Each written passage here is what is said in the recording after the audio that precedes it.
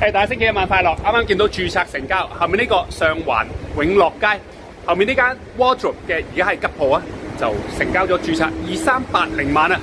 最大嘅優點就係呢個上環港鐵站對面啦。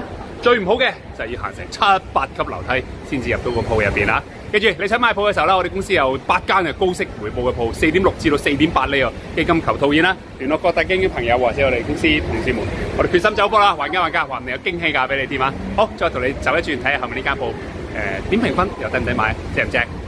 好，望住後面呢個前租客叫做 Wardrobe 啊，就啱啱註冊成交咗2380萬，喺正上環港鐵站對面，靚位嚟嘅，係同你擰住面睇真啲，但係有好大嘅缺陷啊！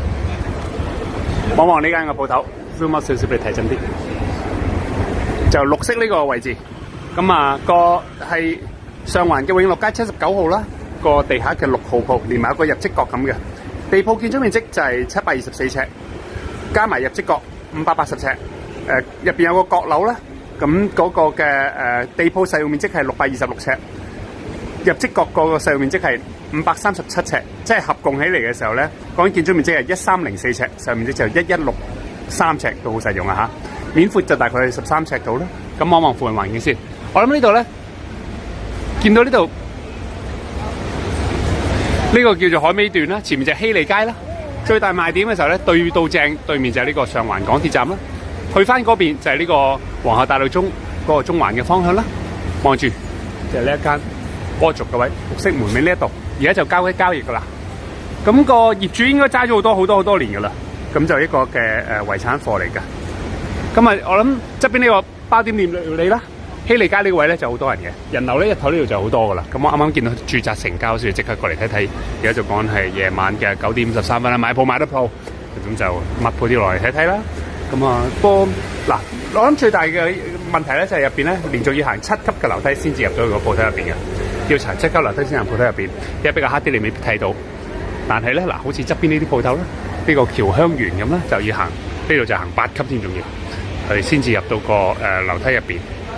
咁所以啦，當然啦，要行呢個嘅任何樓梯級噶啦，行得3、4級以上嘅話咧，你每行多一級，你差唔多都打5% discount， 行多級就打5% discount。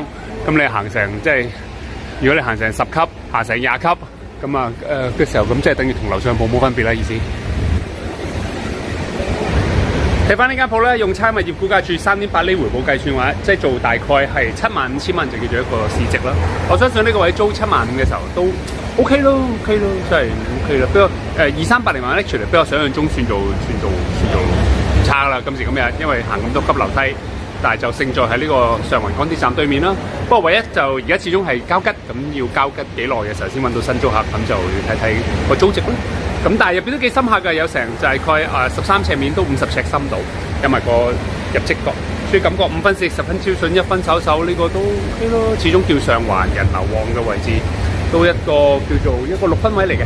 我係盛匯商鋪基金創辦人李嘉寧，記住啊，我哋有8間鋪減價放手嘅時候咧，想買鋪嘅時候都可以揾我哋啊，同埋啲高回報。有租客4.6厘、4.8厘以上嘅回報都可以揾我哋，多謝，拜拜。